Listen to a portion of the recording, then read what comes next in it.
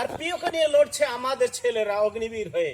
মেরা ভূমি মেরা ভূমি, আমার জমি রক্ষা করতে হবে, ভারত মাতাকে রক্ষা করতে হবে।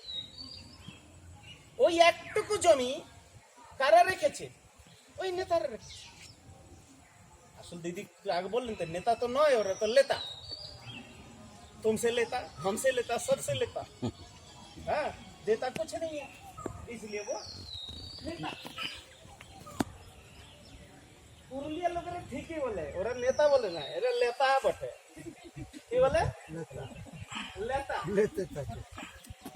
ঠিকই বলছে। এই যে বসে আছেন, ইনি না হলে আমরা ওইরকমই নাচতাম। ইনি আমাদের ওই কি অজ্ঞান, তোমার অন্ধকারে জ্ঞানাঞ্জন শালাকা, একটু জ্ঞানের শালাকা দিয়ে একটু একটু বিবেকটা মুক্ত করেছে।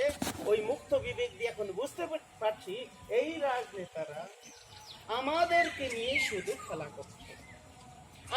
আমরা হলাম ওদের শোষণের যন্ত্র। আমরা কি শোষণের, ঠিক আছে, কেন বলার লেতা, বলার লেতা, লেতা कुछ नहीं है। তো এই যে লেতা, এই যে সাইকোলজি, এটা সবাইকে, আমাদেরকে, জনসাধারণকে সবসময়, এটা হিন্দিতে ভাষা জুমলাবাজি, আমাদের সেন্টিমেন্ট গুলোকে ওরা ভালো করে জানে যে কিভাবে ইউজ করতে। আগে আমাদেরকে প্রিয়জন বলছে, আমাদের পরিবারের লোক বলছে, কিন্তু কাজ করছে আম্বানির জন্য। ওর জিওর নেটওয়ার্ক কোথাও ডিস্টার্ব না হয়, ওদের শোষণ যন্ত্র, ওদের মল কোনোভাবে বন্ধ না হয়, ওদের ব্যবসা ঠিক মতো চলুক।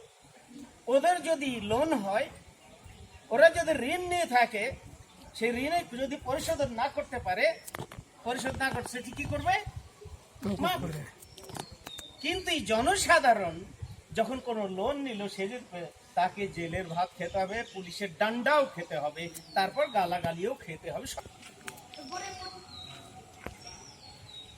कौन हमें गरीब बनाया?